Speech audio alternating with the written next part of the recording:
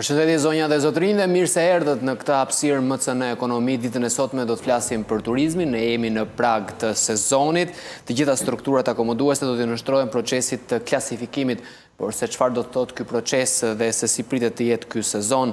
Kam në studio zotin Leonard Seferi, kënaqësi që të kam studio. Përshëndetje. Gjithashtu në lidhje me Skype edhe zotin Arben Qipa. Zoti Qipa, ju përshëndes. Përshëndetje dhe faleminderit për ftesën. Të gjitha strukturat akomoduese do të nështrojnë procesit klasifikimit. Si ta kuptojnë? Çfarë po klasifikohet? Në një farë forme, nuk është se nuk ka patur procedura klasifikimi në vitet e më përpashme. Kjo ka marrë një trajt më të rëndësishme për faktin se mendohet të organizohet nëpërmjet e Albanjës e tjerë me radhë. Është një gjë e mirë në parim është një gjë e mirë, por gjithmonë neve nuk na ka munguar kurrë parimet, apo ligjet, apo legjislacioni, apo gjithçka tjetër, neve na ka munguar zbatueshmëria ndër vite. Dhe kjo pastaj jep hapësira, sidomos duke parë se çfarë ka ndodhur deri në këto vite, të paktën ka hije dyshimi drejthiese në raport me mënyrën se si do të klasifikohet, cilat do të jenë kriteret, si do të jetë kjo zbatueshmëri e kritereve, nëse do të ketë një palë do të jetë më e përparuar, pra do të ketë përparësi në raport me këtë klasifikim dhe një palë tjetër do të jetë më e dezavantazhuar, mbetet gjithmonë për t'u parë. E kuptoj. Si funksionon aktualisht ky sistem, zoti Qipa, dhe si kategorizohen hotelet tona? Së pari më lejoni të shtoj diçka në lidhje me referencën e parë. Kanë ekzistuar disa projekte të cilat kanë qenë të monitoruara edhe nga Ministritë Përkatëse për çështjen e certifikimit të hotelerit sidomos, dhe këto projekte nuk kanë arritur kurrë deri në implementimin final. Dhe tashi ky lajm i mirë, le themi, urojmë të realizohet në një moment pasi është minimalja që mund të ndodhi në një destinacion turistik për sa i përket certifikimit. Pra, është alfa ajo çka fillon me certifikimin.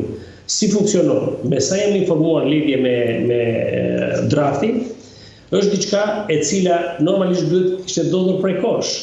Por funksionimi i saj qoftë edhe sot, ku ka filluar një klasifikim, një turizëm i zhvilluar në një mas të caktuar, atëherë kjo detyron subjektet, i klasifikon në krahasim me subjektet të cilat nuk janë të klasifikuara, referuar referencat dhe kushtet që duhet plotësojnë, dhe mendoj se është diçka që është në rrugë të mbarë përsëri si ide. Por për sa i përket klasifikimit dhe certifikimit, i ngjilet të implementojë dhe ta shohim në realitet. Po. A janë hotele me 5 yje ato hotele të cilat vendosin 5 yje sipër në taracën e tyre? E theksoj përsëri, vlerësimi është bërë nga subjektet, nga individët dhe nuk ka asnjë lloj vlerësimi tjetër zyrtar. Pra ligjërisht ose me certifikim zyrtar ne nuk kemi akoma vlerësimin e yjeve. Në qoftë se sot unë dua të çel një hotel dhe i vendos 5 yje sipër, ka ndonjë institucion i cili më thotë që jo, nuk mund t'ja vendosësh? Pyetje interesante. Së pari, për të bërë vlerësimin, duhet të ketë një vlerësim zyrtar, gjë që nuk ekziston. Së dyti, nga momenti që keni bërë vlerësimin me 5 yje, unë gjykoj se është dëshkelje. Për arsye se o funksionon siç duhet, o nuk funksionon në format e çdo vendimi që mund marrë një individ.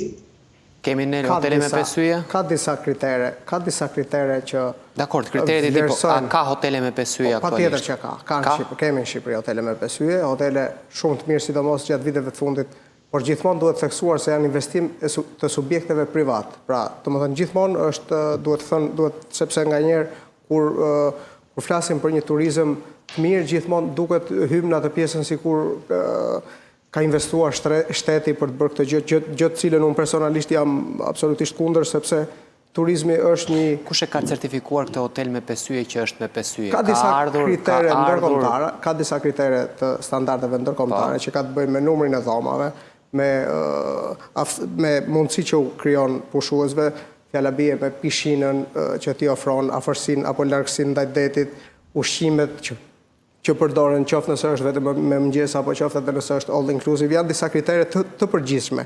Por pastaj hyn edhe një problematik tjetër, gjë të cilën për shembull ne hasim edhe në vende të tjera të ndryshme jashtë Shqipërisë. Për shembull, Turqia është një rast tjetër ku shumë turistë zhgënjehen Zoti nga njerë Seferi, nga informacionet që unë kam, ne nuk kemi asnjë hotel me 5 yje certifikuar ndërkombëtarisht. Mund të kemi me 3 apo me 4 apo me 5 jo. Standardet... Është çështje tjetër plotësimi i standardeve dhe çështje tjetër të kesh një hotel me 5 yje. Sepse ai i cili vjen nga SBA-ja, biznesmeni i fuqishëm, nga Vjena, kërkon hotel me 5 yje. Në qoftë se i vëm 5 yje një hoteli në Tarac dhe shohim se çfarë ndodh me këtë me 5 yje në Greqi apo në Turqi dhe me këtë me 5 yje që kemi ne, nuk është i njëjti. Kemi ne apo jo hotele me 5 yje? Kemi, patjetër që kemi. I kemi vënë vetë këto 5 yjet apo na i kanë të tjerë thonë ke një Michelin për restorantin, ke një për tenisin, ke një për fushën e golfit? Në bazë të asaj, pra kjo ishte ajo që po thoja unë. Pra gjithçka klasifikohet në bazë të atyre të shërbimeve që ne ofrojmë. Këto shërbime mund të jenë të ngushtuara ose mund të jenë të zgjeruara. Ka hotele të mira në vijën bregdetare të Durrësit, gjë e cila është investim i sipërmarrësve privat, gjithmonë dua ta theksoj, nëpërmjet cilave kanë arritur plotësojnë disa standarde, siç është numri i dhomave, pishinave, afërsia me detin, ushqimi e tjerë me radhë, për të cilat ne kemi edhe turizëm që vjen nga jashtë vendit, kryesisht nga Polonia. E njëjta pyetje për ju zoti Çipa. Kam një hotel, i ka të gjitha dhomat, i ka të bukura, i ka me pamje nga deti, kam edhe disa pemë jashtë dhe i vendos 5 yje. Kemi me të vërtet në hotele me 5 yje? Tashi, do të më lejoni që ta zhvillojmë bisedën, ta zhvillojmë dialogun edhe në formë bisede, por edhe duke shkëmbyer me palet, okay? Po marr pensionin në këtë fush 35 vjet dhe këto janë mësimet elementare që duhet marrë një operator turistik, aq më tepër integruar jashtë, pastaj duke filluar aktivitetin në Shqipëri. Do të doja që ta diskutoja dhe të mos sfidoj zotrin i cili është i ftuar, o ka klasifikim o nuk ka rrugë të mesme. Klasifikimet njihen ndërkombëtarisht nga kompanitë të cilat janë licencuar dhe kanë të drejtën si përmarrje të aprovuara këto me ligj nga Ministria Përkatëse dhe rasti konkret Shqipëria, çështjen e licencimit e jep Ministria e Turizmit, fton kompaninë e cila është e njohur ndërkombëtarisht për të bërë vlerësimin dhe ka kaluar 3 projekte të ndryshme nga Shqipëria për të bërë vlerësimin dhe i fundit ka ngel si projekt në mes. 2 të parat janë sfiduar, pra janë larguar, se kanë çuar procesin deri në fund dhe kemi të fundin me zvicerianët. Në Shqipëri nuk kemi zyrtarisht hotele me 5 yje, ndërsa interpretimi juaj u pajtojmë që kemi investime shumë serioze për të vlerësuar me 5 yje në çështjen e investimit, por jo në çështjen e implementimit.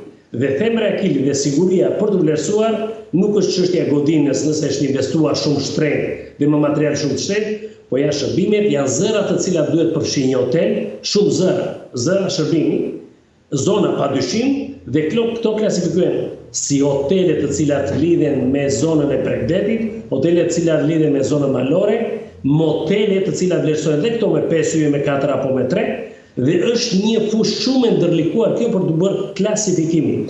Ne zyrtarisht në Shqipëri, se më takon ta them këtë, nuk kemi asnjë hotel të klasifikuar zyrtarisht me 5 yje. Pse? E kam dëgjuar pikërisht pra. Bën vlerësimin. Po. E kam dëgjuar shpeshherë nga arkitekt të ndryshëm dhe urbanist të ndryshëm. Hotelierët nuk e pranojnë që nuk kanë hotele me 5 yje.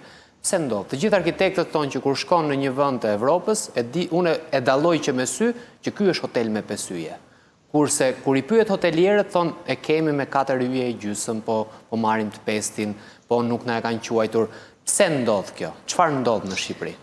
Nuk do doja të vlerësoj vlerësimin e çdo investitori i cili quhet hotelier, por ne pasi mbulojmë këtë fushë dhe sjellim me mira turist dhe bëhet klasifikimi i hoteleve referuar yjeve, ne në përshkrimin tonë dhe kontrata me europianët e përmendim klasifikuar me 4 apo 5 yje vlerësim lokal.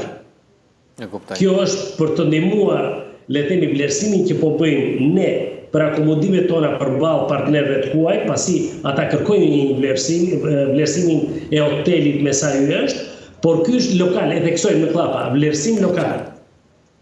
Kjo është emra e akilit. Vlerësimi lokal, një parantezë sa për vijimsinë, vlerësimi lokal nuk e nxjerr jashtë në një farë forme jashtë klasifikimit të këtij hoteli që është me 5 yje. Jo për të mbrojtur apo jo për të rënë në kundërshtim me zotin Çipa, por fakti që ka patur një mungesë vlerësimi nuk do të thotë që ne nuk kemi hotele me 5 yje. Dhe unë vazhdoj të qëndroj bindjes në kuptimin e fjalës jo bindjes time personale, po bindjes të asaj që ne edhe shohim terren, edhe punojmë edhe me hotelet ndryshme, kemi hotele në standarde qoftë në anën e spas, qoftë në gjithë elementet që kërkohen në një farforme, që të paktën ne i shohim me sy të lirë, është tjetër gjë pastaj që të vinë të vlerësojnë etj me radhë, por mungesa e një vlerësimi nuk e heq faktin që ne kemi apo nuk kemi hotele me 5 yje. Ka një standard ndërkombëtar për të quajtur hotel me 5 yje. Pra ne nuk kemi kaluar në këtë fazë vlerësimi. Edhe tapeti ka një gjatësi të fijeve në të gjitha hotelet me 5 yje në të gjithë botën. Jam dakord, por ne nuk kemi kaluar në këtë fazë vlerësimi. Po nuk e plotësove këtë standard, nuk quhesh me 5 yje. Po dakord, pra këtë po mundohem të të them. Hotelet në Shqipëri nuk kanë kaluar në një fazë vlerësimi. Pra ne nuk e dim nëse si se dhe zotëria e përmondi. Nëse një kompani ndërkombëtare apo nuk e di se si do të funksionojë, apo pas miratimit të këtij ligji që do të kalojnë në një farforme në një fazë vlerësimi, ne do të arrijmë të jemi të qartë nëse këto tapete janë në ato standarde apo nuk janë në ato standarde. Për një hotel se ne nuk i kemi parë akoma dhe nuk mund të akuzojmë që nuk janë. Pati një tentativë në Kosovë, por kosta ishte shumë e lartë dhe nuk u bë. Por do ndalem në një pikë tjetër faktikisht. Te kjo që tha zoti Çipa. Unë shkruaj që e kam hotel me 5 yje. De facto nuk e kam. Zoti Çipa e ka hotel me 3 yje, po e ka me 3 yje reale. Pra e ka të mirë, e ka sipas standardit evropian ndërkombëtar me 3 yje. E dëmtoj unë atë që ja marr? Patjetër, absolutisht që e dëmtoj. Pse lejohet atëherë me vlerësimin lokal? Kjo është ajo që dua të them unë. Kjo është ajo që pra në filozofinë time gjithmonë është që është tjetër gjë se çfarë ka bërë investitori privat dhe është tjetër gjë mungesa e monitorimit apo mungesa e ndërhyrjes të shtetit në formë të drejtë për drejtë apo në forma të tjera të ndryshme. Turizmi është një sektor multidisiplinar, nuk është se është, pra unë ndërtova një hotel dhe mbaroj gjithçka. Aty ka të bëjë edhe bujqësia që ushqimi nëpërmjet cilet, pra certifikimi i ushqimit, nëse është në parametrat e duhur apo jo. Ka të bëjë certifikimi i ambienteve në përgjithësi, nëse janë të dëmshme, nëse krijojnë alergjira të ndryshme. Ka të bëjë deri në momentin e pastrimit të dhomës e një klienti, tek pjesa se çfarë përdoret për pastrimin e dhomës, nëse përdoren lëndë që krijojnë alergjira të ndryshme për klientët apo edhe probleme për ndonjë pushues që mund të ketë shqetësime të ndryshme. Pra të gjithë këto etapa nuk janë faji i investitorëve apo faji i individëve që i vendosin apo nuk i vendosin sipas qefit tyre. Por patjetër që është fajda atyre, jo për ti menjanuar, por nëse nuk monitorohet, pra investimin mund ta bëjë individi privat, por yjet do t'ja japi dikush tjetër dhe duhet shkojë që ta certifikojë ose nuk duhet ta lejojë që ti vendos 3 yjet aty ose 5 yjet. Dakord. Zoti Seferi, cili institucion në vendin ton është ai institucion që vjen dhe thotë ti je me 2 yje dhe jo me 3, ti je me 4 dhe jo me 5. Këtë po diskutojmë, pra. Mungon ky institucion. Pra nuk e kemi. Pra secili i vendos sipas qefit. Patjetër, kjo është. E kuptoj. Dhe ne nuk e dim nëse i kemi me 4 apo me 5. Në një farforme, edhe nëse parimisht mund të ekzistojë një institucion i tillë në letra, ne në aplikim nuk është se hasim shumë. Ju prish punë ju, zoti Çipa, për shembull, nëse ju keni një hotel me 3 yje, normal, sepse e keni me standard evropian, dhe unë shkruaj që unë e kam me 5 yje dhe gjithë turistët vinë tek mua. De facto, unë nuk e kam me 5. Atëherë edhe për kulturë po bëj 2 shpjegime të cilat janë të nevojshme të dëgjojnë edhe ata të cilët ndjekin, por edhe profesionistët. Referuar yjeve, ne si operator turistik në bashkëpunim me operatorët homolog të huaj, për të krijuar një bashkëpunim dhe zhvillimin e kësaj industrie, ja lëm në dorë, ja lëm dorashkën le të themi operatorit të huaj, i cili siguron dhe klientelën. Pra ju lutem bëni vlerësimin tuaj me qëllim që të mund të shitet. Dhe nga ana jon, le të themi, jemi të qetë se nuk ka klasifikim për yjet. Referuar pyetjes suaj, padyshim që prish punë. Një parantezë ju lutem. Për sa i përket investimit të çdo investitori, parimisht vlerësimi është me 5 yje në investim. Por e thash, themra dhe pjesa trupi i kësaj industrie janë shërbimet dhe zërat të cilat përfshin një hotel. Nëse do të shikoni operatorët e huaj të cilët merren me klasifikimin, sjellin një formular i cili përmend 15, 30, 40, 100 zëra.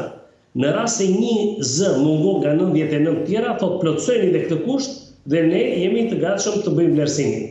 Pra ka standarde të cilat janë të implementuara në destinacione të tjera dhe nuk është absolutisht diçka e re për ne. Vlerësimi që bën çdo individ është nul. Vlerësimi që bën çdo individ është në kuadër të 4 këndeve të hotelit dhe kaq është fuqia e tyre. Dhe padyshim që prish punë, ashtu sikurse në tojza ndihmon konkurrentin i cili është në krah, i cili ka deklaruar 4 yje dhe komshiu është me 5 yje dhe shërbimi me 4 yje është më i vlerësuar. Dhe ajo reflekton padyshim në review-t apo në vlerësimet që bën çdo klient. Pra në këtë kuadër, po kjo është gjë e vogël ta diskutojmë kur flasim për industrinë e turizmit. Kjo është diçka individuale që përfiton një palë dhe humbet pala tjetër. Prandaj dhe klasifikimi është detyrim, është impenjim dhe padyshim çdo njeri për të mbrojtur biznesin dhe për ta ngritur dhe për ta ndërtuar do të punojë në nivelet që kërkohet. Në rast se jo, bëhet riklasifikim përsëri dhe i humbet yjet. Po.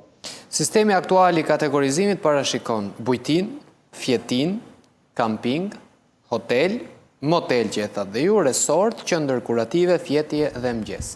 Respektohen këto kategori? Në kuadër të sipërmarrjes private, unë mendoj se po bëjmë maksimumin, pasi personalisht operojmë nga Thethi deri në Ksamil. Dhe operojmë në tipologji të ndryshme turizmi dhe bëjmë maksimumin. Nuk do të thotë se ne kemi arritur maksimumin e shërbimeve, por ka një mirëkuptim për fatin tonë të mirë dhe kjo është një shpjegim praktik më tepër. Qoftë operatorët, qoftë turistët huaj, nga që nuk kanë informacion të kompletuar për Shqipërinë, madje vinë me një tendencë se këtu do të ketë mungesa të mëdha shërbimi, nga momenti që vinë, deshen me një realitet akomodimi shumë herë më larg nga perceptimi i tyre. Deshen me një realitet shërbimi i cili në mënyrë natyrale fitojnë pikë, deshen me një realitet shërbimi ushqimi kualitativ, gjë që nuk janë të përgatitur për këtë pjesë dhe në fund të ditës del një konkluzion pozitiv. Pra harrojnë dhe detaje të cilat mund një operator ose një profesionist i vëri re, këto i lësi më njanë dhe merr në fund të ditës vlerësimin total. Po si të shkojmë te turizmi elitar, për shembull, nëse ne nuk kemi sistem kategorizimi?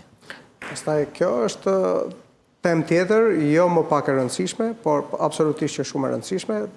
Fokusi i atyre që merren me turizëm në këto 2 vite të fundit, sidomos pas atij bumit që neve na erdhi për mendimin tim dhe në bazë të atyre referencave gjithmonë spontanisht e papritur, pas asaj sigurisht që pati një orientim drejt turizmit elitar, por për të arritur deri tek turizmi elitar ne duhet plotësojmë shumë më shumë standarde, duke filluar që nga ndotja e ujit që hym ndër vendet me ndotje më të lartë në Europë, tek ndotja e ajrit që qyteteve, sidomos kryeqytetet e tjerë, hym pastaj tek infrastruktura e dobët që kemi për të arritur për të cilë, për të marrë për të ofruar në fakt operatorëve turistik një lehtësi më të madhe për të arritur këtë gjë, tek shërbimet, tek krahu i punës, gjë e cila është akoma në mungesë dhe vuan, Shqipëria akoma po vuan nga hemoragjia e madhe e shpopullimit të rinjve, gjë e cila afekton ose ndikon edhe në sektorin e turizmit, sepse dim që shumë punonjës tashmë po merren me grupe të ndryshme nga jashtë, gjë të cilat edhe ulin edhe efikasitetin në një farë forme, sepse derisa të ambientohen e tjerë me radhë. Pra janë një sër elementesh që ne duhet t'i plotësojmë për të arritur në atë që ne presim turizmin elitar. Po, por i kanë dhënë shumë vëmendje kryeministri për shembull turizmit elitar, zoti Çipa. Turizëm elitar, duam të ikim nga turizmi masiv. Turizmi masiv sjell probleme, shohim nëpër Evropë që ka probleme turizmi masiv. Ju si tur operator jeni më të interesuar që të vijë një lloj turizmi masiv, shqiptarët e Kosovës, këtu nga Tirana, shqiptarët e Maqedonisë, nga Polonia apo diku tjetër, apo një lloj turizmi elitar, atë që është shumë i pasur dhe që rri vetëm një javë dhe shpenzon shumë? Kjo është një temë e gjerë, kërkon kohë, po do të tentoj të jem sa më konciz dhe sa më qartë në lidhje me strukturën që unë do të krijoj në referencën time. Turizmi elitar padyshim ka pjesën e vet dhe turizmi elitar funksionon ashtu sikurse turizmi elitar kërkon shërbime. Pra, turizmi elitar nëse identifikohet, do të kemi edhe turistin elitar. Nëse akoma nuk është identifikuar, do të jemi në pritje. Dhe kjo është de facto nuk e ndryshon asnjë lloj interpretimi tjetër. Ne si destinacion i ri në qendër të Europës kemi nevojë për të gjitha kategoritë e turizmit, kur them për të gjitha të klasifikoj.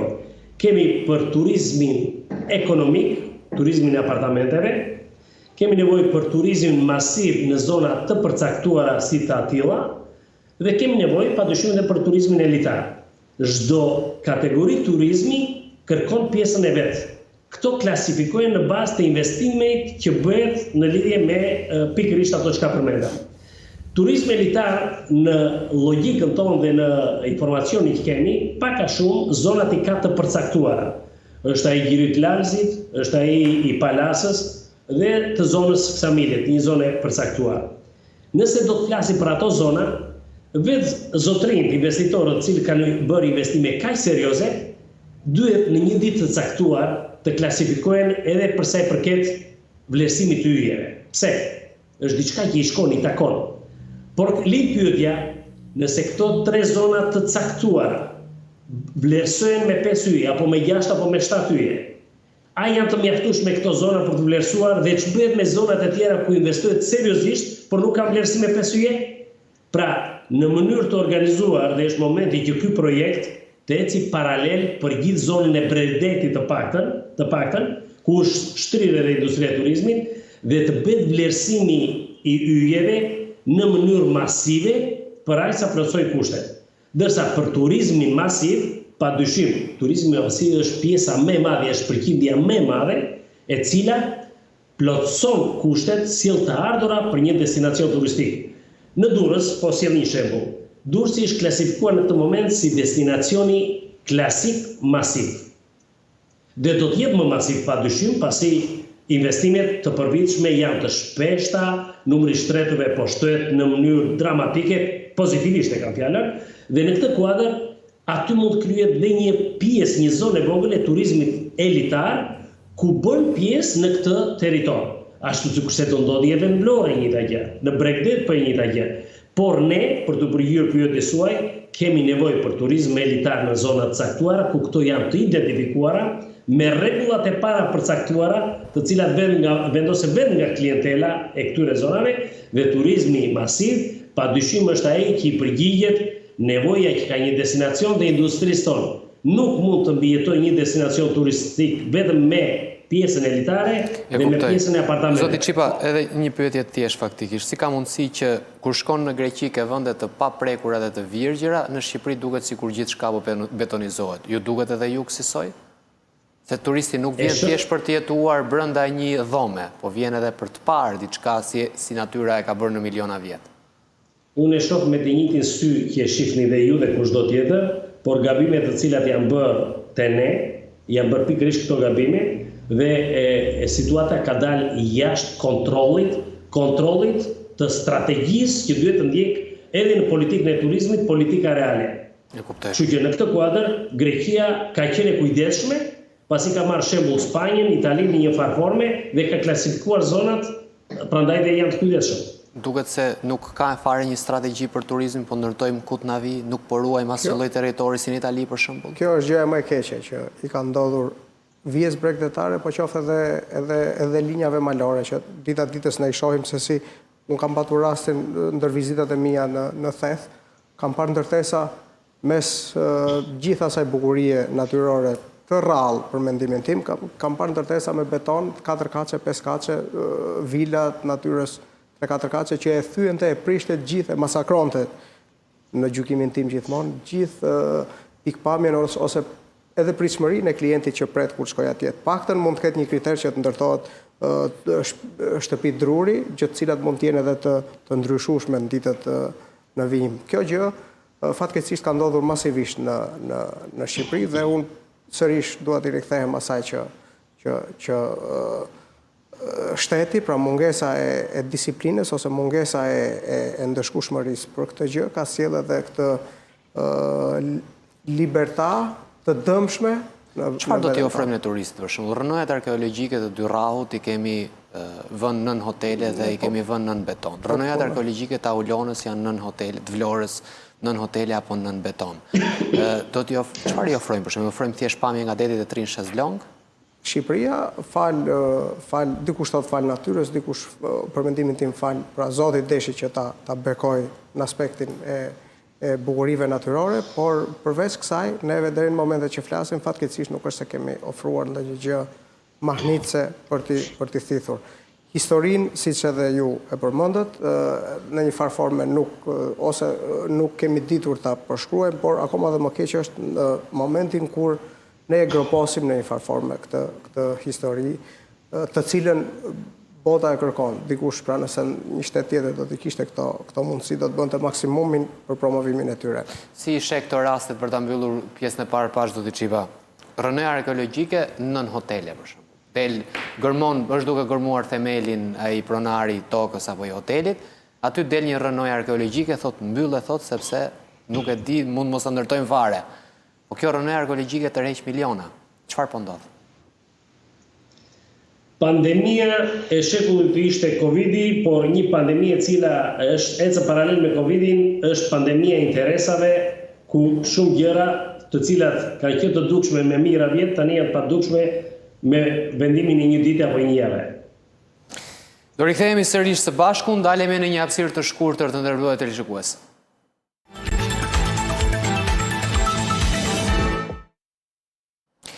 Rikthehemi të nderuar televizionistë, po flasim sa i përket sezonit turistik. Jemi në agun e sezonit turistik, është duke filluar sezoni turistik, siç mund të themi tallëndyshet e para kanë filluar të vinë, por pritet kemi një sezon turistik të mirë.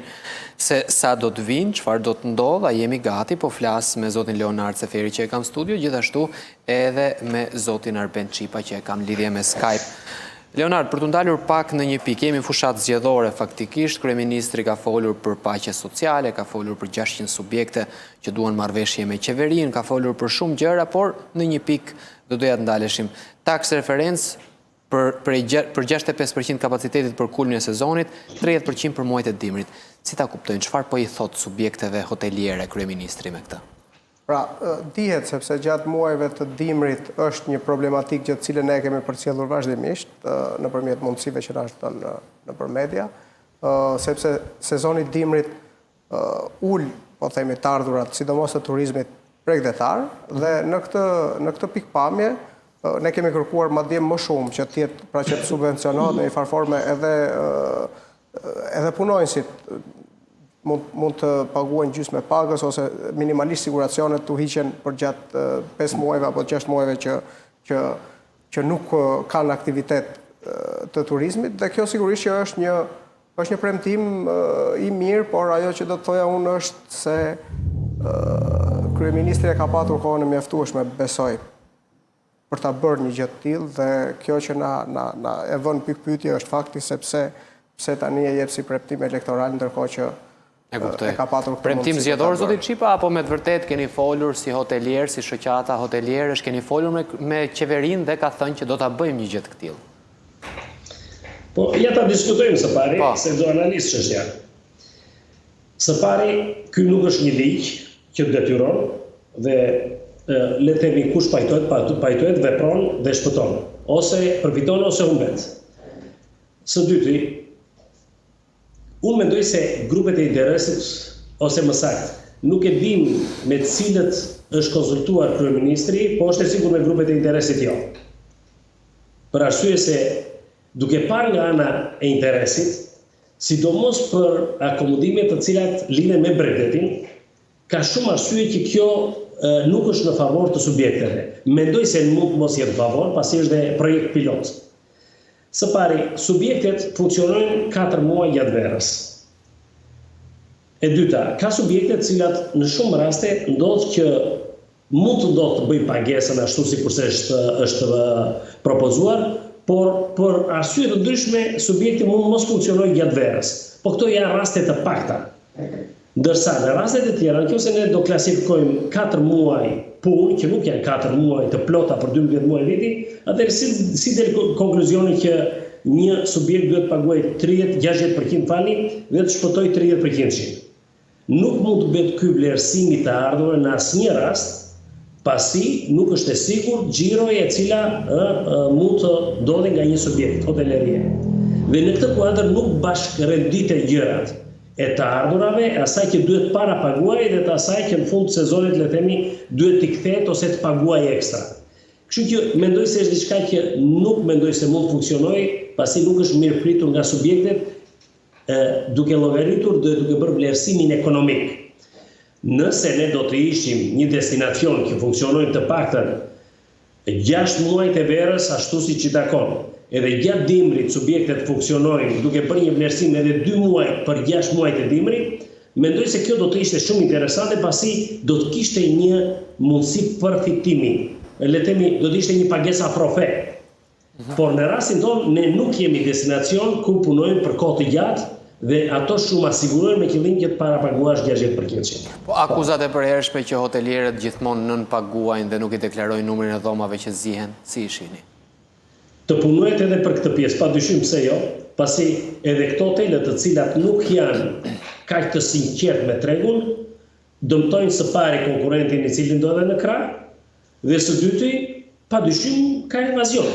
Dhe padyshim do të fshej edhe punojësit të cilët në fakt i angazhon për periudha të caktuara. Pra nuk është e drejtë edhe kjo.